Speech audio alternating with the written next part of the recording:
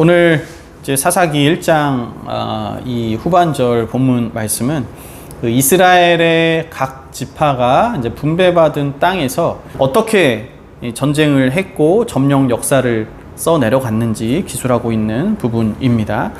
오늘 읽은 본문의 바로 이제 앞절까지는 이제 유다 지파와 그 시므온 연합군의 점령기가 적혀 있는데요. 유다 지파는 아시다시피 이 분배받은 땅에서 용감하게 전투를 치러서 분배받은 거의 대부분의 땅을 얻는 거의 유일한 지파에 속합니다. 1장 앞부분을 보시면 이제 아도니 베색이라는 또 다른 연합군의 그 수장, 이 장군을 죽이고 또 헤브론을 점령하고 또 예루살렘도 점령했다라는 기사가 1장에 정리가 되어 있습니다. 그리고 유다 지파는 그 외에도 많은 지역을 다 점령을 하는데 단 한 곳을 점령하지 못한 곳이 이 성경에 나옵니다. 그것이 어디냐면 바로 제가 일전에도 말씀드렸지만 블레셋 지방 쪽을 거의 대부분 차지하지 못했다라고 말씀을 드렸었죠. 그 블레셋 지방에 이 철병거가 있었는데 이 철병거를 사용할 수 없는 산지 지형은 이 유다 지파가 다 차지를 했습니다. 가나안 족속들을 다 몰아냈는데 이 철병거로 전투를 해야 하는 그 평지 지형에서는 그 가나안 족속을 쫓아내지 못하게 됩니다.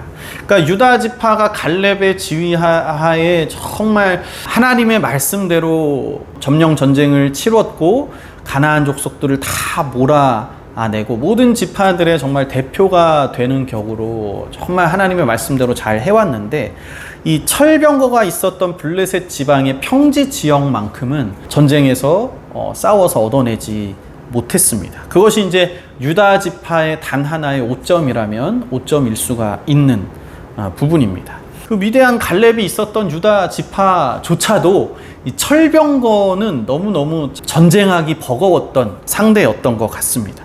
자, 그리고 나서 이제 오늘 본문에서부터 다른 지파들의 점령기가 나오는데요. 이제 여기에서부터 약간 이제 특이점들이 나오기 시작을 합니다. 27절을 보시면 므낫세 지파가 가나안 주민들을 쫓아내지 못했다라는 기사가 이제 나오기 시작합니다. 그래서 그 가나안 주민들이 결심하고 우리 안 쫓겨나도 되겠다. 우리 여기서 버티고 계속해서 전쟁 치르면서 뭐 싸우면 싸우는 거고 버텨보자 이러면서 가나안 족속들이 자기들의 집이니까요. 그래서 버티고 이제 살기로 결심을 합니다. 그러니까 쫓아내지 못했다라는 거죠. 그리고 이제 28절을 보면 므낫세 지파가 이제 정착을 하고 더 강성해진 후에야 가나안 족속들에게 노역을 시켰다라고 지금 말씀을 하고 있는데요. 지금 여기서 이제 특이점이 이제 나오기 시작하는 거죠. 다 쫓아내지 않고 어떻게 한 겁니까? 노역을 시켰습니다. 쫓아내는 것이 하나님의 뜻이었음에도 불구하고 므낫세 지파가 강성한 후에 그들에게 노역을 시켰었다라는 것은 가나안 주민들을 쫓아낼 수 있었던 상황이었다라고 볼 수가 있는 거죠. 그렇지만 강성한 뒤에도 이들을 쫓아내지 않고 자신들의 편의를 위해 노역을 시킵니다. 자, 그리고 그 다음에 에브라임 지파도 가나안 거민을 쫓아내지 못했습니다.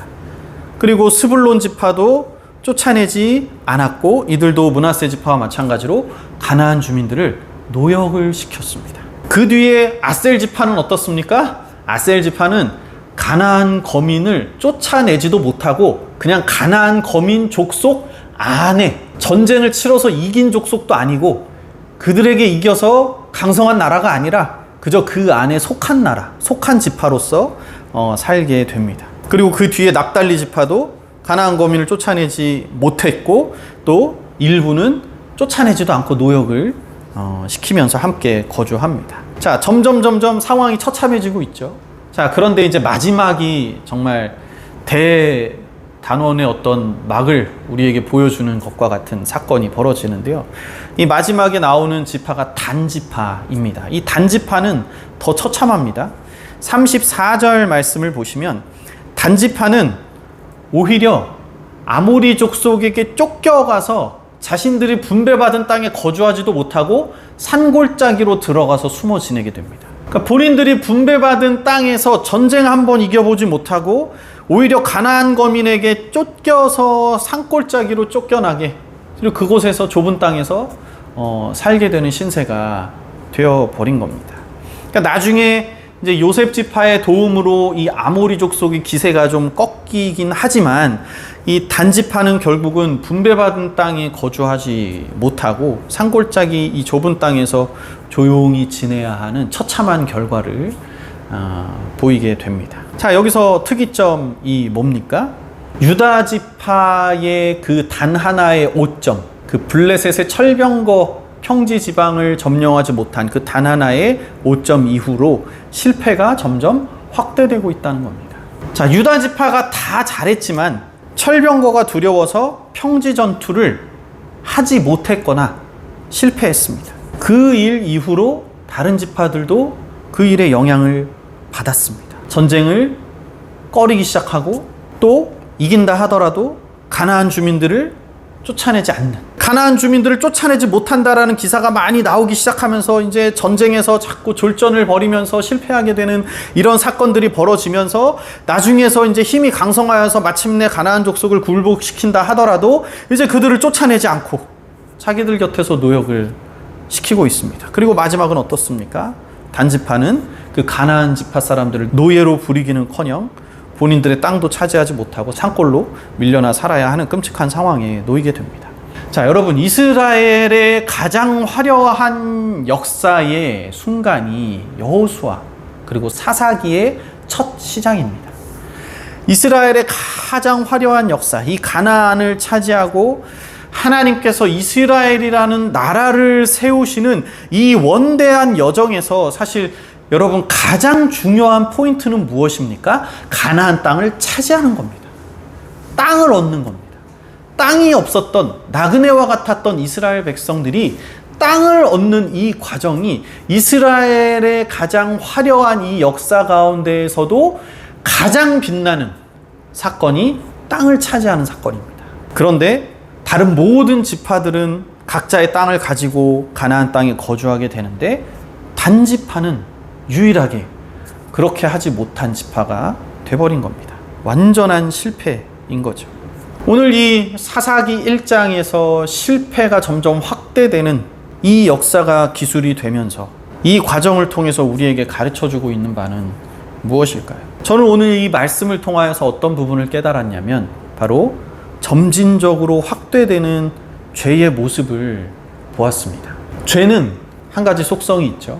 점점 확산되고 커져가는 습성을 가지고 있습니다. 이스라엘이라는 나라를 이 전체 지파를 한 몸으로 가정을 한다면 유다 지파가 철병거를 쫓아내지 못했던 이 사건이 자 어찌 보면 여러 가지 핑계가 있을 수 있습니다. 참 잘해왔는데 유다 지파 너무너무 잘해왔는데 이 하나가 딱 오점이네. 이게 참 죄를 졌다라고 하기도 뭐하고 참 이게 뭐 죄인이라고 딱 이렇게 구분짓기도 참 뭐한 애매한 상황. 철병거가 있었으니 어쩔 수 없지. 저거는 나라도 못했을 거야. 뭐 이런 여러 가지 핑계를 댈 수가 있겠죠. 어찌 보면 그럴 수도 있고 그리 크지 않은 잘못인 것처럼 보여질 수 있는 정말 그냥 스쳐 지나갈 만한 유다 지파의 그동안의 행적을 봤을 때 이 정도는 뭐 괜찮아 이렇게 하면서 지나갈 수 있을 만한 일이었습니다. 그런데 그 죄라고 하기에도 좀 측은한, 죄라고 하기에도 좀 뭐한 그 죄 한 가지가 이스라엘 온몸 구석구석에 전이 되기 시작한 겁니다. 모든 지파들이 철병거를 다 두려워합니다. 전쟁을 두려워합니다. 그리고 전쟁을 안일하게 치릅니다. 전쟁을 피하기 시작합니다. 여호수아 당시에 에브라임 지파가 어떻게 불평했습니까? 분배받은 땅의 그 철병거 때문에 여호수아에게 하소연하지 않았습니까? 그 철병거가 두려워서 전투하는 게 싫어가지고 저 땅은 우리가 비좁습니다. 살기도 마땅치 않습니다. 다른 땅을 주십시오. 이렇게 이야기하지 않습니까? 이와 같은 생각들이 이스라엘 전역에 질병처럼 퍼지기 시작한 겁니다. 철병거 저거는 반칙이지. 저건 좀 너무한 거 아닌가요? 이집트에서도 고대 역사에 보면 가나안 지방의 철병거에 대해서 이야기가 있을 정도로 고대 문헌에 기록이 되어 있을 정도로 당시에 이 철병거는 굉장히 유명한 군사 장비였던 것으로 알려져 있습니다. 그러니 그런 생각할 법도 하죠. 철병거 저거는 좀 반칙 아닌가요? 게다가 여호수아는 병거를 하나도 남기지 않지 않았습니까? 말들도 없습니다. 자, 유다 지파가 이 철병거와 싸움을 시도를 했는지 아니면 아예 시도를 안 했는지까지는 기록이 되어 있지 않지만 이 철병거를 쫓아내지 못하고 결국 전쟁을 포기했습니다. 자, 하나님을 의지하지 못한 분명한 죄이지만 죄로 여겨지지 않을 핑계는 사실 무궁무진합니다. 자기 암시를 하는 거죠. 자기 설득을 할 수 있는 상황이라는 겁니다. 자, 그런데 그 다음에 그 당시 가장 큰 지파로 여겨진 이 요셉 지파의 두 지파, 므낫세 지파와 에브라임 지파가 어떻게 합니까? 처음에는 가나안 지파 쫓아내지 못했지만 강성했을 때조차도 가나안 족속들을 쫓아내지 않고 너무나 뻔뻔하게 자신들의 노예로 부립니다. 장자 지파로 생각하는 가장 큰 지파 두 지파가 이렇게 하니 다른 지파들은 오죽하겠습니까? 점점 그러한 분위기가 확산이 되는 것입니다. 다른 지파들도 가나안 지파들을 쫓아낼 수 있을 상황에도 불구하고 쫓아내지 않고 우리도 노역시킬래, 우리도 노예로 부릴래, 이렇게 따라하기 시작한 겁니다. 그리고 아셀 지파에 와서는 아예 가나안 지파 족속들을 쫓아내지도 못하고 그 족속 안에 살게 되고 단 지파는 아예 분배받은 땅에서도 거주하지 못하는, 그러니까 단 지파는 싸울 용기조차 없었던 겁니다. 처음부터 아예 전쟁을 치를 생각조차 없었던 겁니다. 그러니까 힘이 부족했던 것 같으면, 우리의 세력이 너무 부족했던 것 같으면 다른 지파에게 부탁해서라도 하나님의 힘을 구하고 하나님의 은혜를 구하고 다른 지파의 은혜를 구해서라도 계속해서 전쟁을 치렀어야 함에도 불구하고 그런 기사가 전혀 나와 있지 않죠. 단지파는 전쟁할 의지가 전혀 없었던 지파인 것입니다. 결국 단지파는 사사기 나중에 말씀드릴 기회가 있겠지만 이 분배받은 땅은 약간 남쪽 지방에, 중앙에서 약간 남쪽 지방에 위치한 곳이 단지파가 분배받은 곳인데요. 이 분배받은 땅과 전혀 상관없는 최북단 쪽으로 나중에 가서 거기에 있는 거민들을 쫓아내고 거기에서 그 일부를 차지하고 살게 됩니다. 그때도 굉장히 작은 지파인데 이들의 행색이 어떠냐면 완전히 산적 집단입니다. 강도 집단입니다. 단지파가 가는 길에 자신들만을 위한 레위 제사장을 세우기도 하고 그렇게 산적처럼 강도처럼 거기에 북쪽에 있는 사람들을 쫓아내서 분배받은 땅과 전혀 상관없는 곳에서 거주를 하게 됩니다. 결국 나중에는 단지파도 요단 동편에 있는 지파들과 같이 거의 이스라엘에서 눈에 띄지 않는, 사라져버리는 그런 지파가 되어버립니다. 자, 처음에는 시작이 어떻습니까? 말씀드렸다시피 죄라고 하기에도 좀 그 사람이 너무 불쌍한, 이거 너무 유다 지파가 그 죄졌다라고 하기에는 사실 유다 지파와 그동안 갈렙이 해왔던 일들을 보면 우리가 죄라고 하기에도 좀 측은하지 않습니까? 그렇지만 분명한 불순종이었습니다. 철병거가 있는 가나안 족속과 평지 싸움을 꺼린 겁니다. 그리고 그 이후에 지파들은 그들을 노역시키면서 그들을 쫓아내지 않고 그들과 기브온 거민과 화친 조약을 맺은 것과 똑같은 실수를 다른 지파들이 동일하게 행하게 됩니다. 이렇게 별거 아닌 것 같은 죄가 장성하여서 결국 이스라엘 단지파 같은 말도 안 되는 결과가 나왔고 이스라엘 전체가 죄의 소란 속에 빠져버리게 됩니다.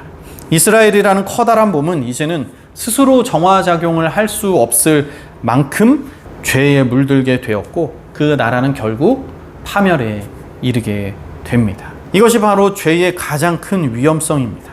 한번 물들기 시작하면 벗어나기가 어렵습니다. 욕심이 잉태한 즉 죄를 낳고 죄가 장성한 즉 사망을 낳느니라 라는 야고보서 말씀이 있습니다. 사람의 욕심이 죄를 짓게 만들죠. 그런데 그 죄가 처음에는 작았지만, 어렸지만, 애기 같았지만 점점 확산하고 전이 되어서 이 야고보서 말씀대로 죄가 장성하게 되면 결국 사망으로 가게 되어 있습니다. 오늘 말씀의 제목이 죄를 밀어내라 입니다. 우리 안에 스며들어 있는 이 죄를 몰아내지 못하면, 밀어내지 못하면 결국 우리가 죄에 잡아먹히게 되어 있습니다. 아무리 사소한 것 같은 것이라도 그것이 점차 우리 삶에 암세포와 같이 전이 되고, 그래서 언젠가는 내가 죄를 짓는 것에 대해서 일말의 양심도 사라진 채 결국 내가 사망으로 나아가는지도 모른 채 살게 되는 끔찍한 결과를 낳게 되는 것입니다. 이유가 있는 죄는 없습니다. 환경이 어떠냐에 따라서 하나님의 뜻을 불순종해도 되고 순종해도 되는 그런 타당한 이유를 찾는 것은 불가능한 것입니다. 그거는 핑계에 불과합니다. 죄가 처음 스며드는 과정 속에서는 우리가 여러 가지 핑계를 찾을 수가 있죠. 유다 지파가 처음 철병거와 우리가 전쟁을 해봤지만 잘 안 됐어. 저기는 차지하지 못할 것 같아. 이런 식으로 죄가 처음 스며드는 과정 속에서는 여러 가지 핑계를 찾을 수가 있고, 아직은 이런 것 가지고 죄라고 하긴 좀 하잖아. 이렇게 말할 수 있습니다. 별일 아닌 것처럼 여겨질 수 있습니다. 그렇지만 그 스며든 죄는 언젠가는 장성하게 되어 있습니다. 여러분 혹시 지금 하나님 앞에 가장 먼저 행해야 할 게 회개 아니십니까? 우리가 하나님 앞에 기도하면서 이런저런 여러 가지 소원들을 하나님 앞에 구하고 있고, 또 하나님의 인도하심이 어디 있는지 하나님의 뜻을 구하면서 기도하고 있지만, 그 모든 것들에 앞서서 지금 혹시 회개해야 할 때가 아닌지 돌아보시기 바랍니다. 그리고 여러분 안에 스며들어 있는 죄가 무엇인지를 빨리 발견하시고 밀어내시기를 바랍니다. 말씀을 통해 깨닫는 모든 것들로 여러분들의 삶을 무장하시고, 하나님에게서 멀어지게 하는 모든 우리의 생활 패턴들, 삶의 모습들, 내 행동 패턴들, 그 모든 것들 다 몰아내시기 바랍니다. 죄를 죄로 여기지 못하는 그런 사소한 것들까지 여러분 다 몰아내셔야 합니다.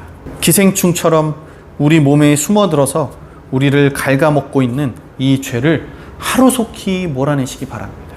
그리고 하루속히 하나님 앞에 나아가 깊은 회개를 통해 회개하시기 바랍니다. 깊은 회개와 이 죄를 몰아내는 의지와 결단을 통해서 우리가 그제서야 진정한 하나님의 자녀로 거듭나게 되는 줄로 믿습니다. 진정한 회개로 하나님 앞에 나아가시고, 사소한 습관이라도, 사소한 죄라 할지라도, 아무도 모르는 내 마음속의 죄라 할지라도 속히 몰아내셔서, 그 죄가 장성하기 전에 속히 몰아내셔서 생명의 길을 걸어가시는 여러분 되시기를 간절히 바랍니다. 기도하겠습니다.